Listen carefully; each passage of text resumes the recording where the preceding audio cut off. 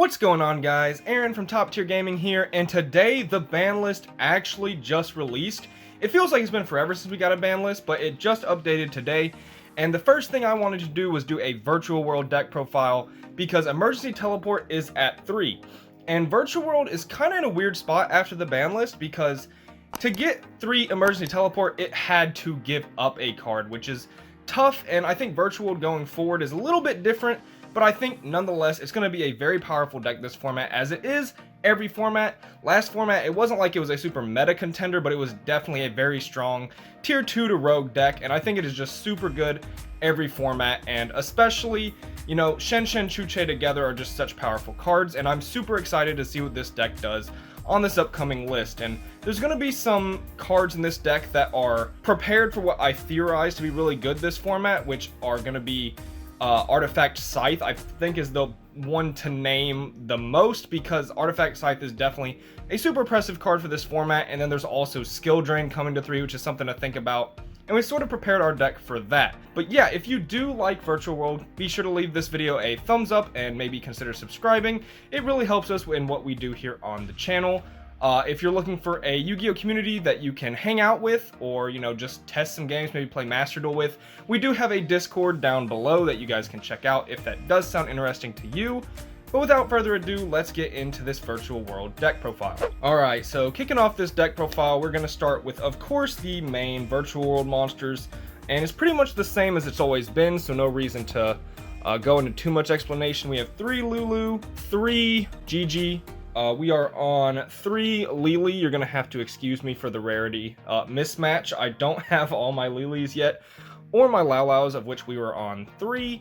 And then lastly, 2 Nyan Nyan. Again, the rarity mismatch. It bothers me, but I haven't gone out to get just one more Nyan Nyan, one more Laulau, and one more Lily. But yeah, this is our virtual world lineup. We are on 14 instead of 15. You can play a 3rd Nyan Nyan or a 2-2 over the 3rd Nyan Nyan. I personally am not, because I just want to maximize on the 12 hand names. Now, there were like good reasons to play 3 Nyan Nyan previously before this list, but now I feel even less inclined to play 3 Nyan Nyan because Desires is at 1. It means I'm going to see it less, which means, you know, statistically I'm going to lose both Nyan Nyan to Desires less. And now I feel like 2 Nyan Nyan is definitely the perfect number for me. If you want to play a 3rd, I think she's, you know, just a really good card. E-Telly is at 3, so having more targets in deck isn't a bad thing, especially if you do happen to have Desires. Yeah, 14 virtual world names, pretty standard.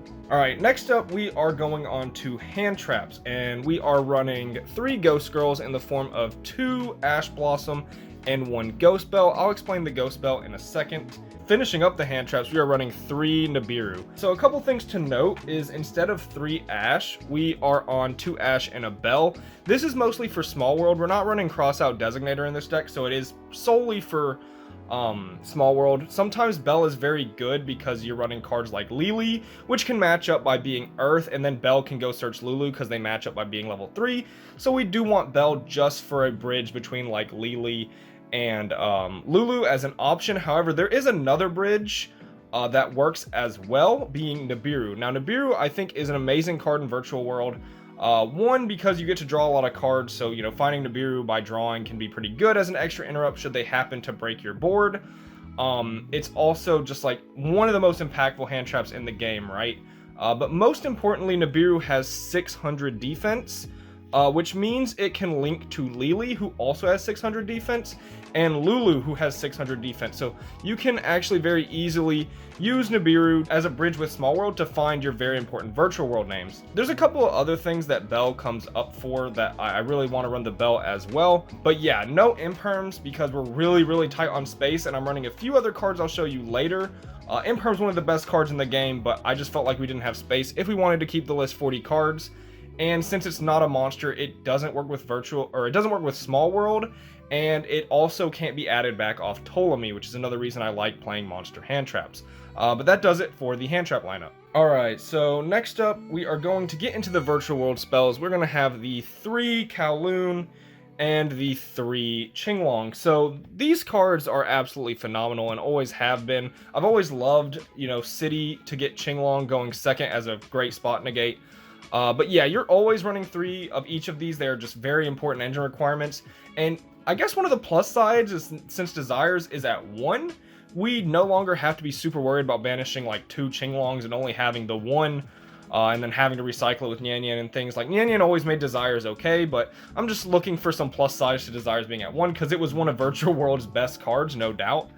But yeah, I mean, the deck's still the same, right? If you open City and a Virtual World name, you probably win. It's just super powerful. City, one of the best cards in the deck. And of course, Qinglong does everything for the deck. It's probably, in my opinion, the most important Virtual World card, because it just does everything for the deck, in my opinion. Alright, so we have one of the best consistency cards ever for Virtual World, and that is Small World. This card in Virtual World is so insane. One of the things I really like about it in this deck as opposed to other decks is sort of how Virtual Worlds interact with hand traps. Like, say you activate Lily, right? And Lily gets Ash Blossomed. Now, the way Virtual World, effects work is, they activate in hand. So if it gets negated by Ash, Lily just stays in hand. So you can exchange a negated Lily from, like, the Ash Blossom into a Lulu, which is very, very good. And I like that when Virtual World monsters are negated by things like that, be it Borreload Savage or Appaloosa, Ash Blossom, Ghost Bell, they stay in hand, which means like Small World isn't a -1, you're just like trading for a Virtual World name that can be activated. I've always thought that was a really cool interaction inside the Virtual World deck. Now, it also just has some really good bridges with Nibiru, which I like, because they have 600 defense with Lily and Lulu, and just the fact that a lot of the Virtual World names can find a different Virtual World name, even without the hand traps to bridge. It's very good in the deck, and honestly, when we had 3 Desires and 2 Small World, and I was testing this deck, I almost was like never bricking. I thought Small World added so much consistency to the deck that Virtual World lost its one weakness, and that's the fact that it's known to be more bricky than other decks. Small World, Desires, multiple teleports, it just felt so much more consistent than they ever meant it to be, or it had been in the past. So, had been, I don't know why I said had be, that was really weird. But yeah, Small World's so good for this deck to add just an extra boost of consistency. I know that this card is not on Master Duel currently, so if you are a Master Duel player, you can run Max C over this card, but here in the TCG, Max C is not legal, so yes, Small World is the card that you want to be running, but of course, if you're playing Master Duel, I would just run Max C. Alright, next up, the star himself of the ban list, 3 Emergency Teleport. I'm very sad because this card came to 3, I didn't want to run my ulti, my ultra, and a rare, so we are rocking 3 rares, brand new from Grand Creators. It's a really cool reprint. But yes, 3 Emergency Teleport has helped this deck tremendously because Virtual World has one big issue, in my opinion, a lot of the time, and that's like, especially when it goes second, it can lose so hard to 1 interrupt based on certain hands, like where you have to normal summon, say, GG, and then activate Lulu on GG, and like they just Herratic Seals or, Compulse, or anything happens to that GG, the turn's just done.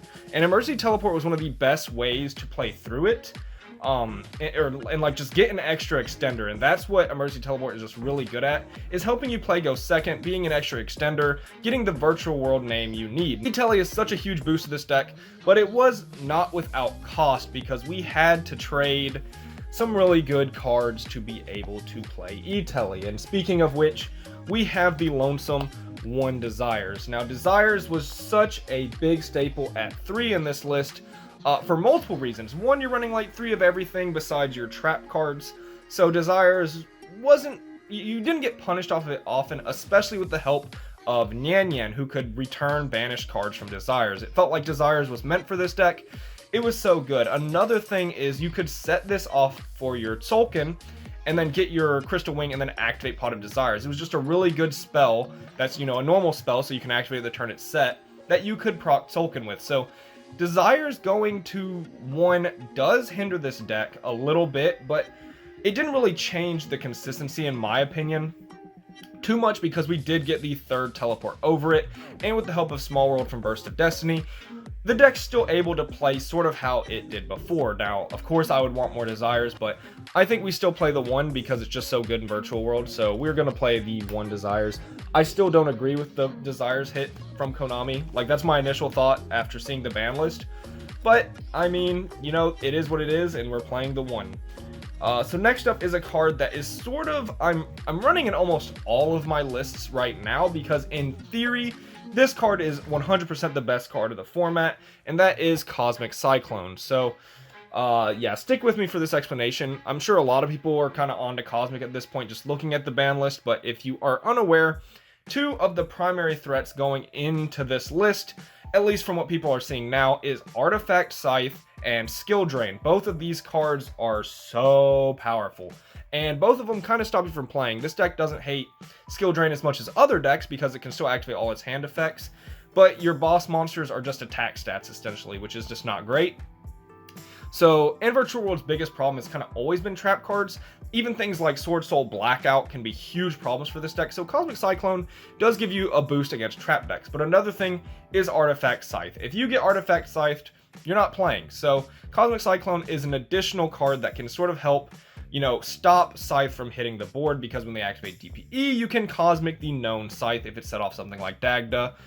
I wish I didn't have to run this, but it feels so mandatory, this format. Like, I wish one of these could be like an Upstart Goblin, and I could run like a third Nyan Yan or something like that. But I feel like Cosmic, at least initially, is just one of the best cards this format. So I'm currently maining 2, and I'm siding even more hate, probably. I don't have any side decks built because the format is brand new. No one really knows what's going to be played, so I feel like side decks are better for a later date.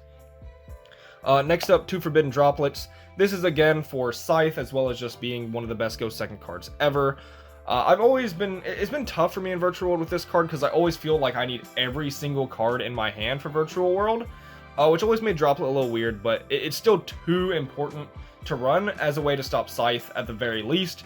So Forbidden Droplet, definitely at least a 2 of. If you have more, you can play more if you'd like. But yeah, I am currently on 2 to keep it a 40 card list.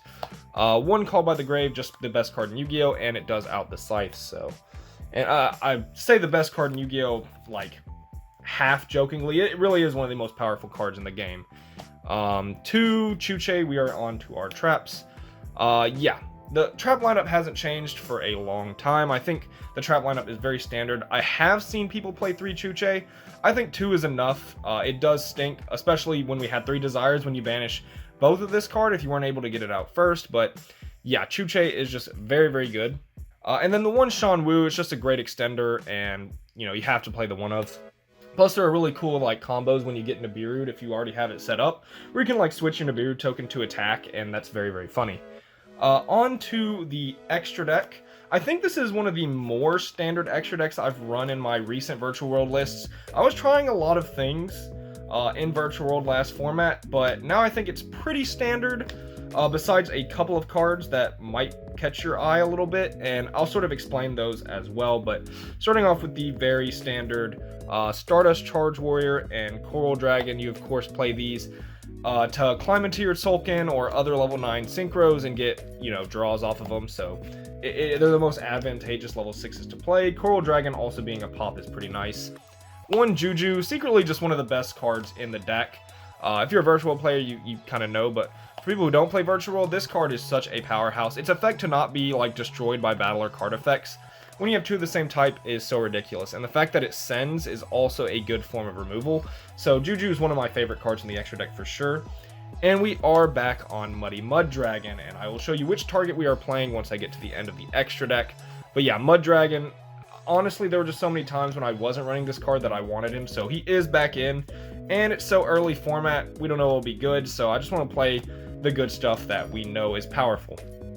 And of course we have the man, the myth, the legend, Shen Shen. This card is insane, just a macrocosmos for things on field, which can be a really good floodgate against a lot of decks. Then we are on the Vermilion Mech as our last level 9 synchro. This one you have to play when you open the Lili Qinglong play. It's like your best thing is to make this and get Lulu. Yeah, that's just like, you have to play this card for those really weird hands. It's also a great way to like bait interrupts or just pop things and go for game. So then we are on the Crystal Wing and the Tzolk'in. This is very standard for Virtual World. It's one of its main plays, and it helps you play through Nibiru, which is a reason we're not on Designator. It's also a reason we're not on the Brave engine. You can play Brave in Virtual World from what I've seen. I haven't tested it too much yet, and I'm not so sure the deck has space I want to cut to get there. So yeah, I think Tzolk'in is just enough to play through Nibiru and of course your own play. And yeah, Tzolk'in is just a very powerful card to summon the Crystal Wing. On to rank 6 Xyzes, we have the Ptolemy, which is just honestly the best rank 6 in the deck. This card is so good for recycling Virtual World names as well as getting back hand traps if I had to discard them off Virtual World effects. Very good card. It also outs board, like threats on board. We have the Utopia Beyond. This is one of my favorite rank 6 Xyzes, and it really helps going for Zeus. And I'm playing it over the Fan currently. You can sort of make that decision for yourself whether you want Utopia Beyond or Fan. One Beatrice, I am side decking Token Collector and Necroworld Banshee for Zombie World, so this is in my extra deck. You only play this if you're siding cards for it, so keep that in mind if you don't plan to side things like Token Collector, that you don't need the Beatrice in your extra deck. Then we have the one Break Sword, my rank 3 of choice, because I do like just to be able to, again, bait things and out more back row. And then we're on the Gaia Charger and the Zeus, of course. These are just some of the best cards. The reason we play Gaia Dragon over like Downard in this deck is, one, we have more rank 6s, so it comes up more. But also, I feel like when I'm going for Break Sword, like, I like to get a pop anyways. So I like to get a pop and then go Zeus. So Downard wouldn't really help in that situation. So Gaia Charger helps you get 2 Send Zeus, which is what you are aiming for, or 4 Material Zeus, whatever you want to say. And then lastly, we are on Invoked Kaliga for our Muddy Mud Dragon. I mean, when you're able to end Shen, Chuche, Crystal Wing, and Kaliga, it is almost just game unless they have a very powerful Go Second card in the form of Dark Ruler or Droplets. Honestly, like most of the time, especially if they don't have those cards, there's just nothing they can do at all. And if they have some less high impact stuff like Imperm or Chalice, it usually isn't enough either.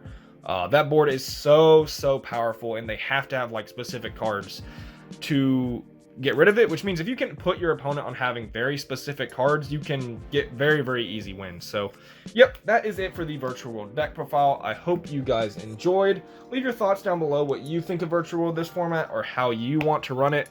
Again, the format's so new, things are kind of up in the air, but you know, I've been playing Virtual World for quite a while now, and this is, I feel like I didn't speak English there. I've been playing Virtual World for a while now, but yeah, I feel like this list is really good and should be great for the next format, and I plan to play this deck quite a bit because Virtual World is definitely one of my favorite decks that is new in like recent times, and it's one of my favorite decks that's like been meta. So yeah, if you enjoyed this deck profile, leave a like, subscribe. This has been Aaron from Top Tier Gaming. Bye, YouTube.